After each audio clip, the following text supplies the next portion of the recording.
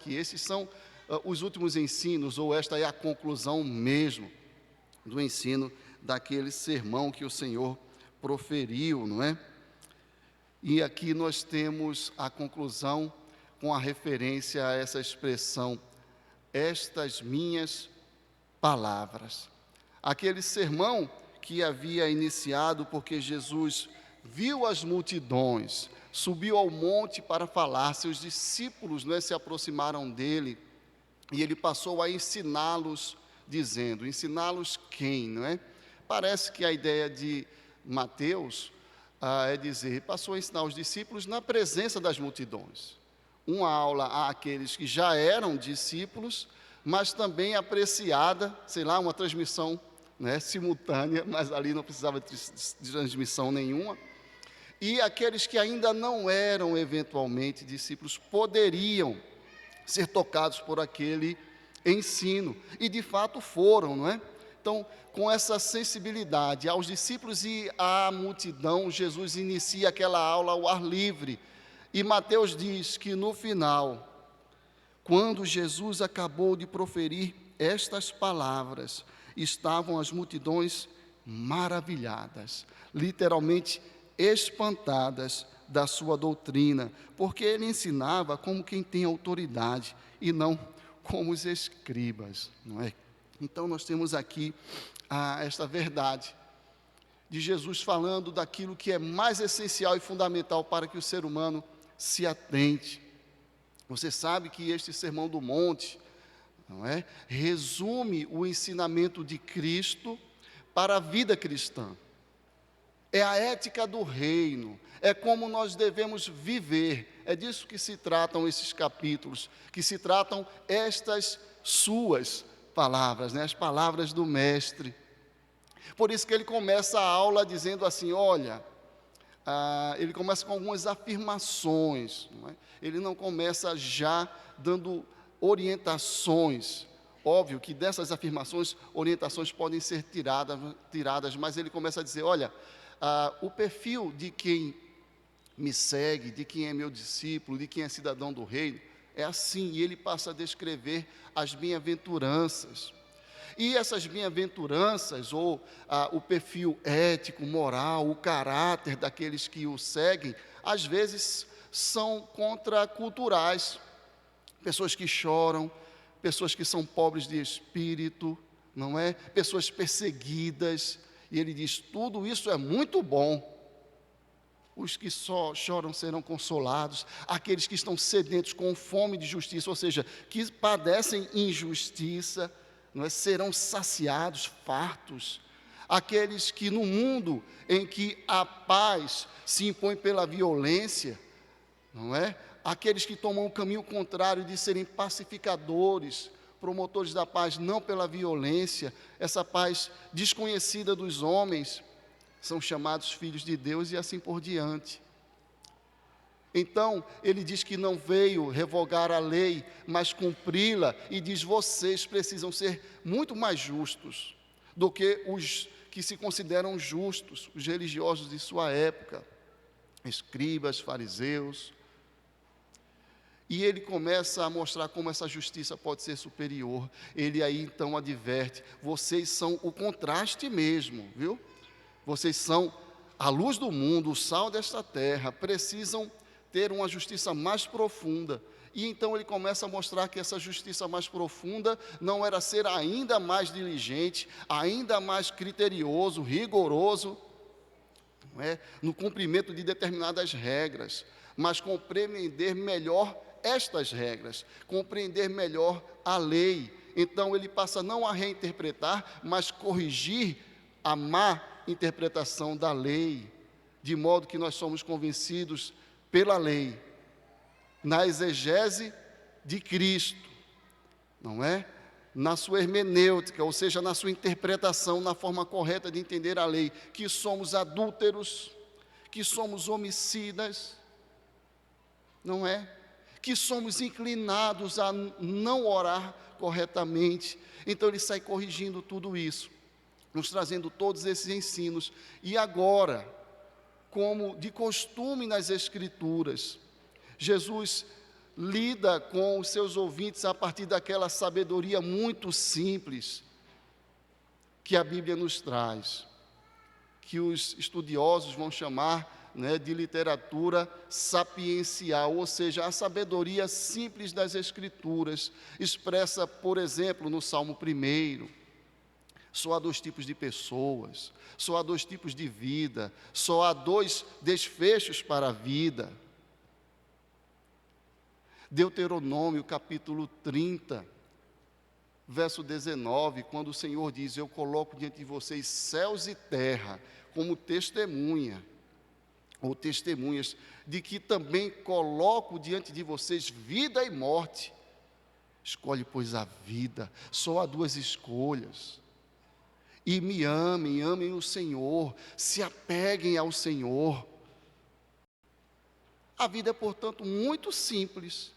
E é sobre isso que o sermão fala, e Jesus chega à conclusão dizendo: aquele, portanto, que tanto, não é? O tanto que ele falou, aqueles ensinos sobre a vida. Aquele, portanto, aquele, pois, que ouve estas minhas palavras e as pratica, será comparado ao homem prudente, sensato, são, bom da cabeça, que edificou a sua casa sobre a rocha, e caiu a chuva, transbordaram os rios, sopraram os ventos, e deram com ímpeto contra aquela casa, que não caiu, porque aquela casa foi edificada sobre a rocha. Então, nessa parábola, nesse exemplo, nesse recurso pedagógico, didático, para nos fazer entender, Jesus usa essa imagem de construtores. Novamente, só há dois construtores, duas casas e dois desfechos possíveis, porque assim é a vida. Então, aquele que ouve e pratica estas palavras, aquele que entendeu o ensino, aquele que teve o coração por este ensino tocado. Já neste capítulo 7, a partir do verso 13, Jesus vai iniciando essa conclusão e direcionando essa conclusão para essa verdade de que a vida só tem duas possibilidades mesmo, não é? Então, parece que o ensino mais fundamental de Jesus aqui é sobre como se deve construir uma vida com Deus, não é? Se o Sermão do Monte inteiro é sobre a vida com Deus, a vida no reino, e ele finaliza então a aula, o ensino, usando esta metáfora, essa analogia, essa parábola, não é? Essa comparação a partir de construção. Jesus está nos ensinando que a vida com Deus é uma construção, da qual nós participamos, não é? Então, ele está nos trazendo aqui lições sobre como construir nossa vida com Deus. Ele fala para nós claramente que nós estamos num processo de construção, e esse é o nosso tema mesmo, e parece que a primeira das lições sobre esta construção de uma vida com Deus é que só há dois resultados possíveis, não é? Veja, nos versos 13 e 14, ele fala para nós de uma porta estreita e um caminho apertado que conduz à vida, contrastado com a outra opção, a única outra possível. Uma porta larga, um caminho espaçoso que conduz à perdição. Ele progride nesta lógica, trazendo um novo exemplo, falando de árvores boas, ou de uma árvore boa, que produz necessariamente bons frutos, contrastada com a árvore má, que só pode dar maus frutos. Progride também no outro contraste, entre aqueles que são seus discípulos e os falsos discípulos, falsos profetas. Novamente ele usa a linguagem, vós e eles, acautelai-vos dos falsos profetas. Estes vão clamar no último dia, Senhor, Senhor. Vocês, meus discípulos verdadeiros, vão ouvir, vinde benditos do meu Pai. Eles, só dois grupos, vão ouvir, apartai-vos de mim, vós que praticais a iniquidade, nunca vos conheci. Só há dois caminhos possíveis. E então aqui o Senhor Jesus conclui o ensino, nos lembrando de forma mais geral desta verdade que nós não podemos esquecer, ou não podemos nos habituar com esta verdade a ponto de ela deixar de perturbar o coração, dela deixar de ser uma veemente advertência. Só há dois caminhos, meu irmão, só há dois caminhos, minha irmã. Em nome de Jesus, estejamos atentos. Um caminho conduzirá necessariamente à ruína da casa. E como já vimos, o que é esta casa? A nossa vida com Deus. Um caminho vai arruinar a minha e a sua vida com Deus. O outro caminho vai garantir esta vida com Deus. Então, por óbvio que seja, eu quero trazer como a primeira lição e a mais fundamental do ensino do Senhor nesta manhã, esta própria. Atentemos para qual construção ou em qual construção estamos empenhados.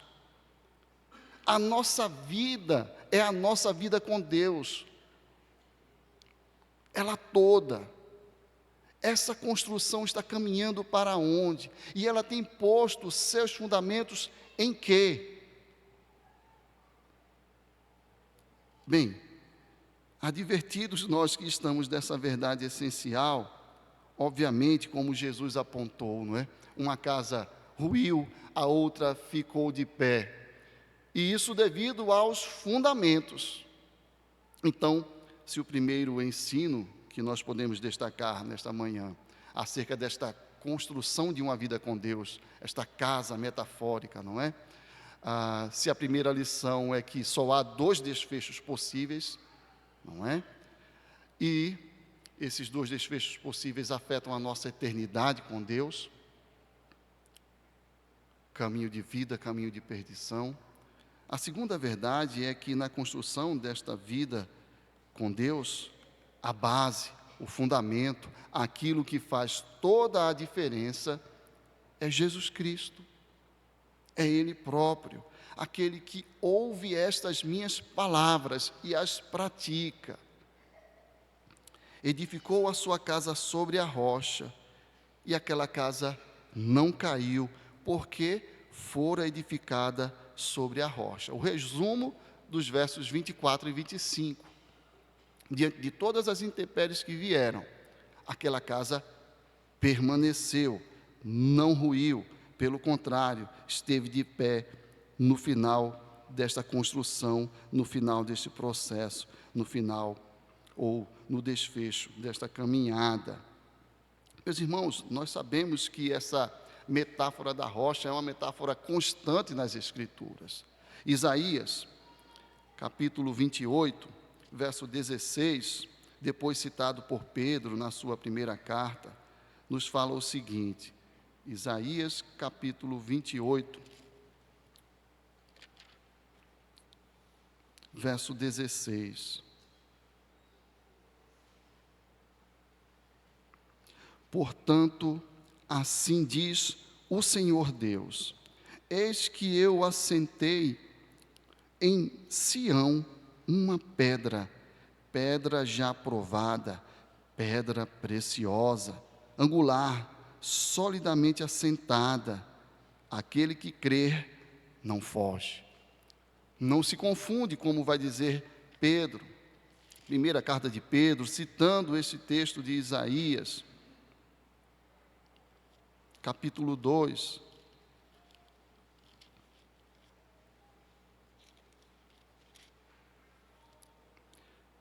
a partir do verso 3.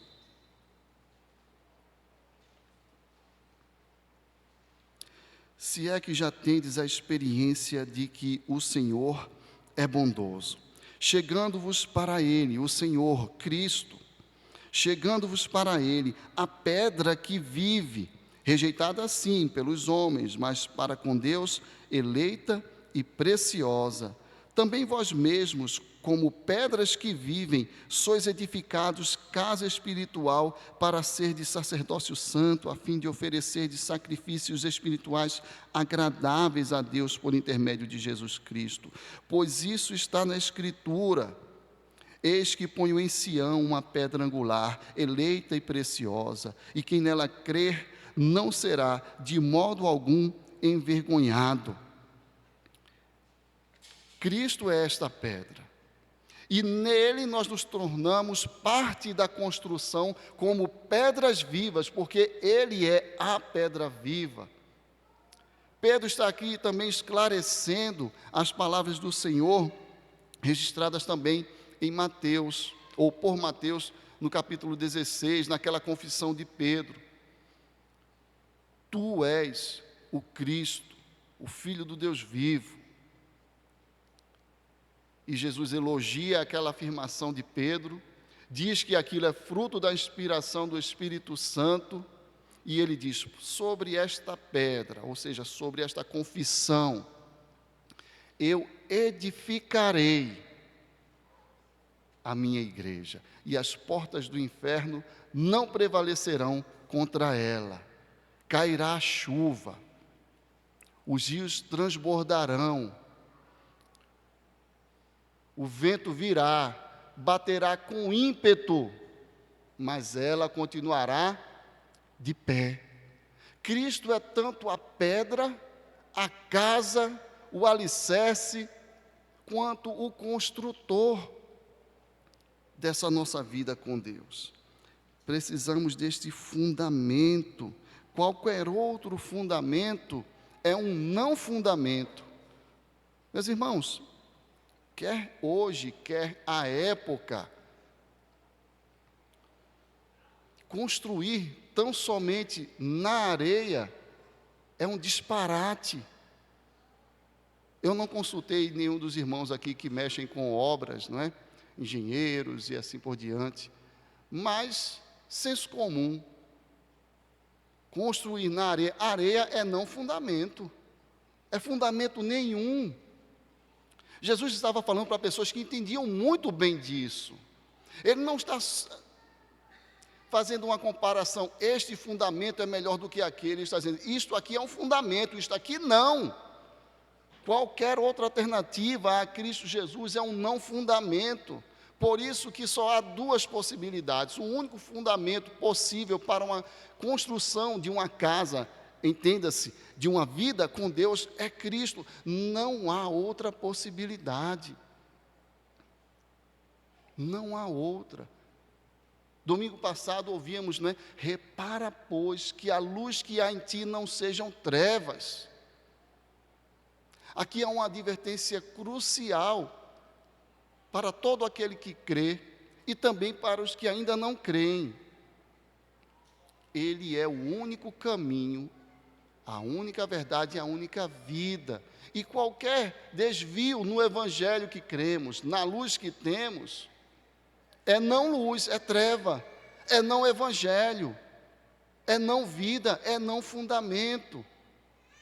Jesus está sendo muito, muito radical, porque ele precisa ser muito radical. Nós precisamos dessa verdade conosco, porque ela, enfim, nos salvará. Então, construindo uma vida com Deus, só há dois desfechos possíveis: vida ou morte. Escolhe, pois, a vida. A vida só é possível em Cristo Jesus. Terceiro ensino que podemos tirar acerca desta construção de uma vida com Deus. Ela só tem dois desfechos possíveis: vida ou morte, salvação ou condenação.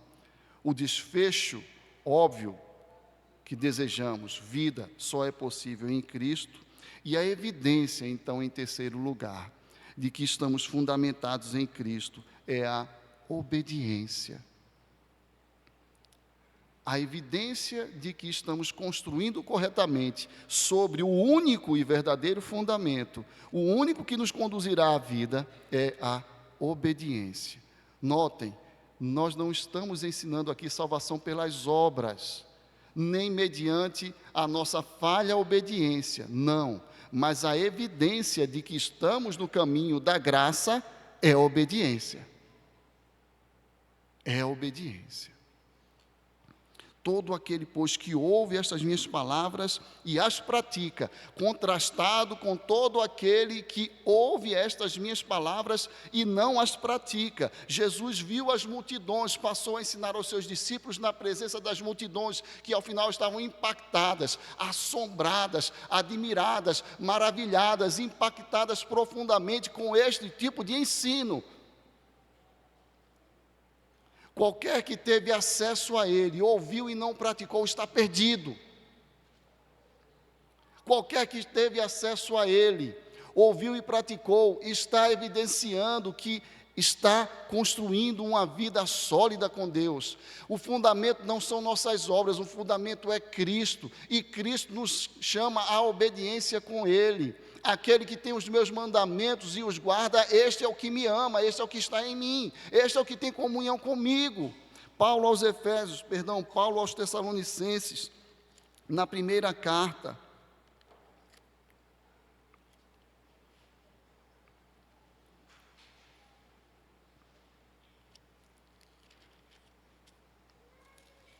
logo após a saudação, Paulo aos Tessalonicenses, primeira carta, versos 2 a 4. Damos sempre, eu, Silvano e Timóteo, estamos sempre conversando sobre isso e agradecendo a Deus. Damos sempre graças a Deus por todos vocês, Tessalonicenses, mencionando vocês em nossas orações e sem cessar, recordando-nos diante do nosso Deus e Pai da operosidade da vossa fé. Literalmente, a expressão grega que está lá se traduz como obra da fé. Lembrando sempre da obra da fé de vocês. Lembrando sempre dessa fé que se manifesta por meio de obras. Esta fé que se vê, não só se ouve. Esta fé que se faz, não só se fala. Lembrando sempre da operosidade da vossa fé, da abnegação do vosso amor e da firmeza da vossa esperança em nosso Senhor Jesus Cristo, reconhecendo, irmãos amados de Deus, a vossa eleição. O que é que o apóstolo está dizendo? Que uma fé operosa, ou seja, aquele que ouve e pratica, uma fé que é proclamada pelos lábios e pelas mãos, uma fé que é falada e vivida, esta evidencia a eleição. Esta evidencia que está sobre aquela vida a graça salvadora e regeneradora, santificadora, que produz novidade, que produz vida de verdade. Ali há uma construção de vida com Deus. Tem que ter mudança. Tem que ter novas obras. Fruto de coração arrependido, contrito, transformado, agradecido, que louva a Deus. Não foi esse processo ao longo do culto? Não foi isso que nós atuamos, por assim dizer, em cada ato do culto? Nós estávamos aqui sendo lembrados dessas verdades, corações que se incomodam com o pecado e que se regozijam no perdão, na graça que está sobre nós. E queremos viver para a glória dele, não é? É sempre, sempre, sempre assim. Tiago, capítulo 2, texto conhecidíssimo de todos nós.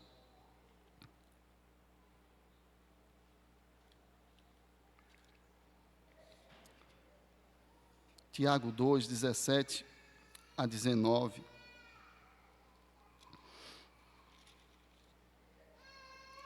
Assim também a fé, se não tiver obras, por si só está morta.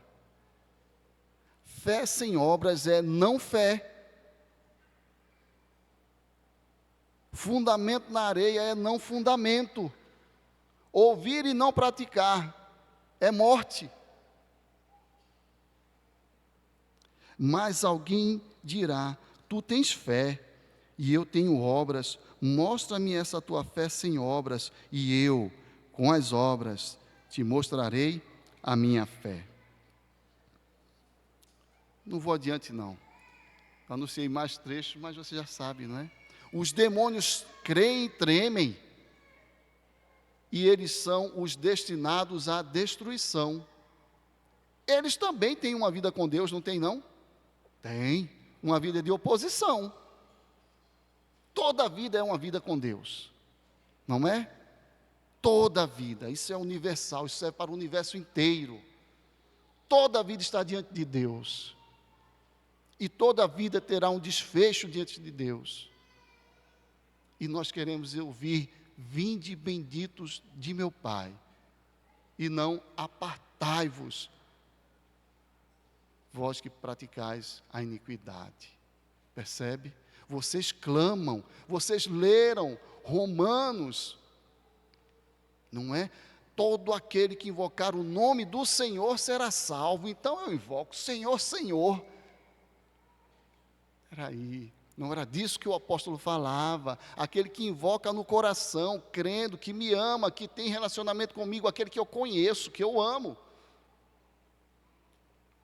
Não é o que pratica a iniquidade, certamente.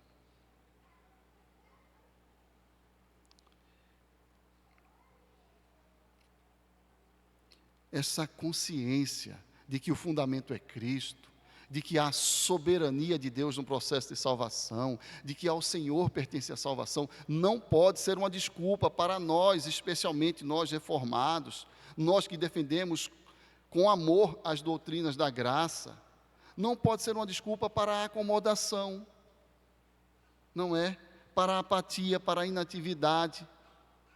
O princípio que Jesus traz à tona aqui é daquela sabedoria, não é? É uma aula. Se o Senhor não edificar a casa, sim, tem que ser o Senhor mesmo.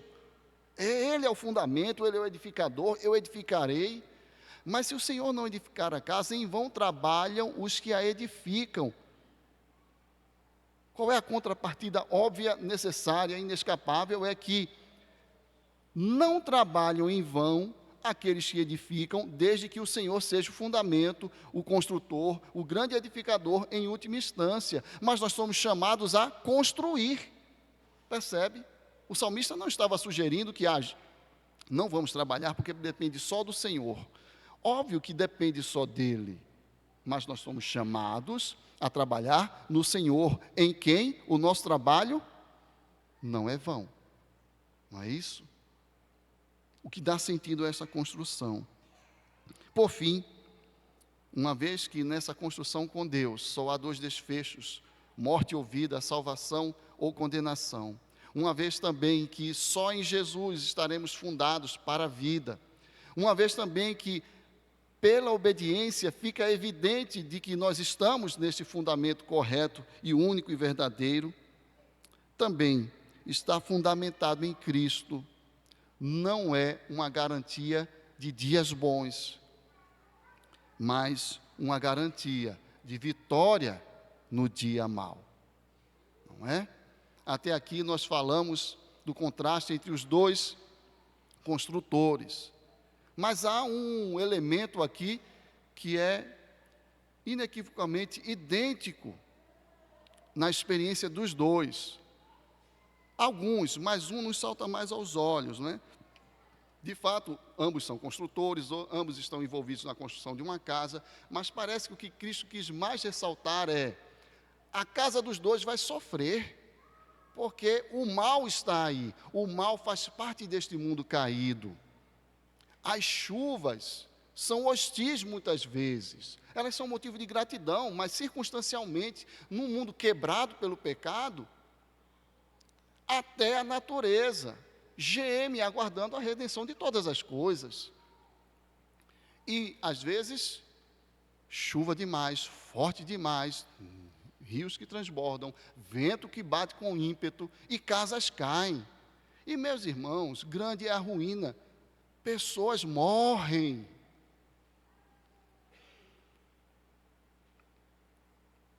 Vidas são destruídas. Já parou para pensar, né, na desgraça que está sendo descrita aqui? Uma família levada embora pela força das águas. Isso é muito terrível. O desfecho é terrível, mas este mal sobrevém em ambos os casos. Vem sobre ambas as casas. O dia mau está diante de nós. Nós enfrentamos todos, os fundamentados em Cristo e aqueles que não. Aqueles que, enfim, terão desfecho de perdição e aqueles que terão desfecho de salvação. Todos enfrentamos o dia mau. Todos passamos por provações. E o que Jesus está dizendo é que há uma garantia de vitória no dia mau.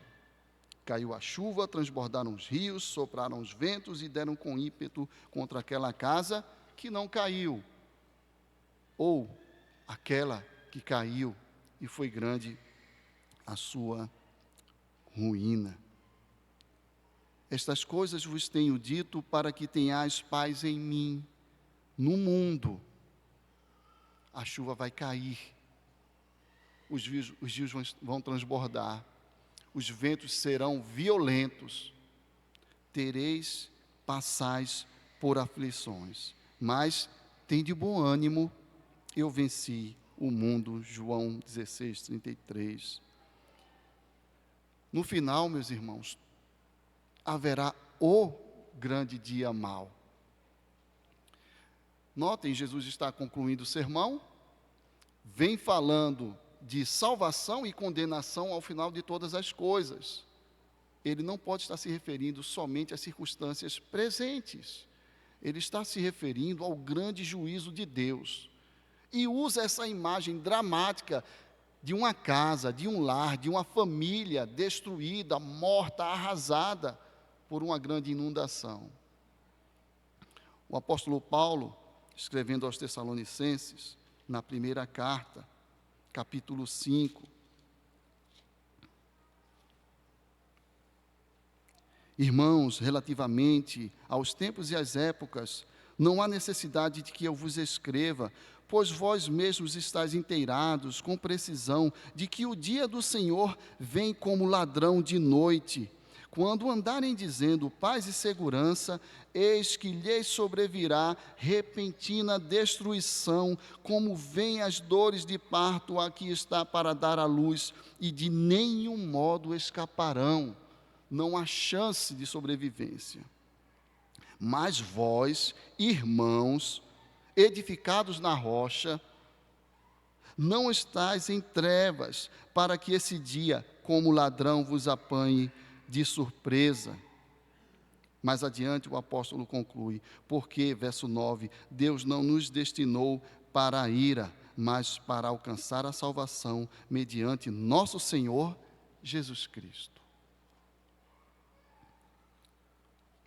O dia mau virá, ele costuma vir, e o grande dia mau virá também. E o apóstolo usa a mesma sabedoria fundamental de Cristo. Lhes sobrevirá sobre eles. Mas vós, do outro lado, não serão apanhados despreparados, sem alicerce, fora de Cristo. Por quê? Porque Deus nos, o Apolo se inclui, não é? Deus nos, diferente deles, destinou para a salvação. Portanto, eu quero, com este ensino simples do Senhor, trazer para nós algumas aplicações. Primeira delas, a sua vida não é simplesmente a sua vida, é a sua vida com Deus. Ajuste a perspectiva, é disso que se trata. Não é simplesmente a sua vida, é a vida com Deus. Ela só tem dois destinos possíveis: ou a eternidade na perfeita comunhão com Deus, ou a danação eterna, a condenação eterna de uma alma que foi criada para viver eternamente com Deus, abandonada, perdida. Portanto, decida hoje agora. Qual vida com Deus você deseja edificar? Esta é uma decisão urgente.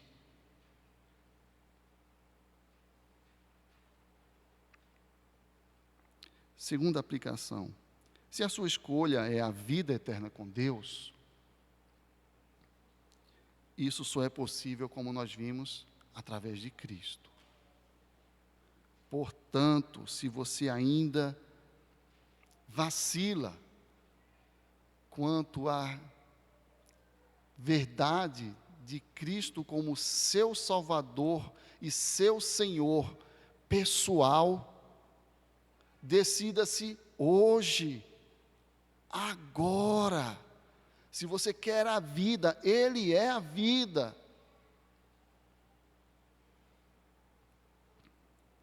Terceira aplicação. Se você já crê no Senhor, se você tem consciência dessa fé verdadeira e salvadora no seu coração, você precisa praticar essa fé. Hoje, agora. Uma boa pergunta para cada um de nós nos fazermos, não é? Que evidências há na minha vida, na prática, de que eu estou construindo uma vida com Deus alicerçado em Jesus? Perguntando de outra forma, comparando minhas obras com a minha fé, o que eu enxergo? Perguntando de outra forma, quais obras em minha vida mostram a minha fé? Confirmam a minha fé? Ou será que elas desmentem a minha fé?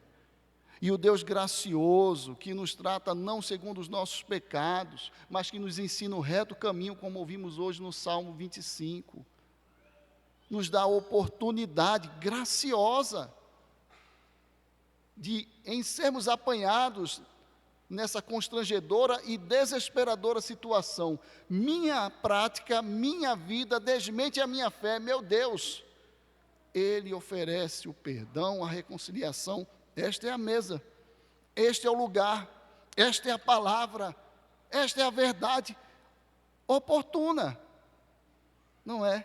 É dia de mudança, é dia de construir para valer a vida com Deus.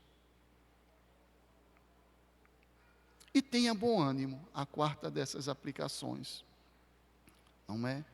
Você não é perfeito, você não é perfeita, nós não o somos. Ele venceu para garantir esta construção de uma vida com Deus. Ela está garantida, ela não depende da sua obediência, ela requer a sua obediência. A sua obediência e a minha obediência é uma evidência de que algo diferente aconteceu, de que houve regeneração e de que nós somos nova criação em Cristo Jesus. Meus irmãos, vamos entoar o hino 269 do Inário Novo Cântico, Pureza no Sangue de Cristo, ocasião em que nós também ofertaremos e traremos nossos dízimos aqui à frente. Na sequência, nós vamos celebrar a ceia do Senhor.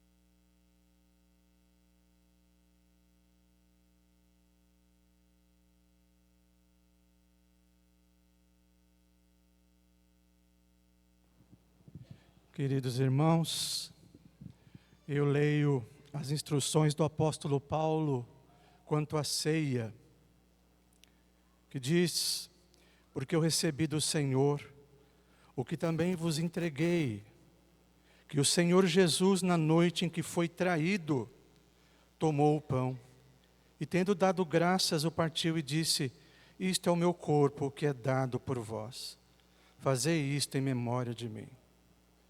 Por semelhante modo, depois de haver ceado, tomou também o cálice, dizendo: este cálice é a nova aliança no meu sangue. Fazei isto todas as vezes que o beberdes, em memória de mim. Porque todas as vezes que comerdes este pão e beberdes o cálice, anunciais a morte do Senhor até que Ele venha. Por isso, aquele que come o pão ou beber o cálice do Senhor indignamente, será réu do corpo e do sangue do Senhor. Examine-se, pois, o homem a si mesmo, e assim coma do pão e beba do cálice. Pois quem come e bebe sem discernir o corpo, come e bebe juízo para si. Meus irmãos, louvado seja o Senhor, porque esta mesa com os símbolos que aqui estão, representa uma grande verdade, o sacrifício do Filho de Deus, de nosso Senhor Jesus Cristo. O sacrifício que tornou possível o que era impossível, a nossa reconciliação com o Senhor. Agora podemos construir a nossa casa na rocha que é Cristo. E construindo essa casa na rocha que é Cristo, ela se torna inabalável, não por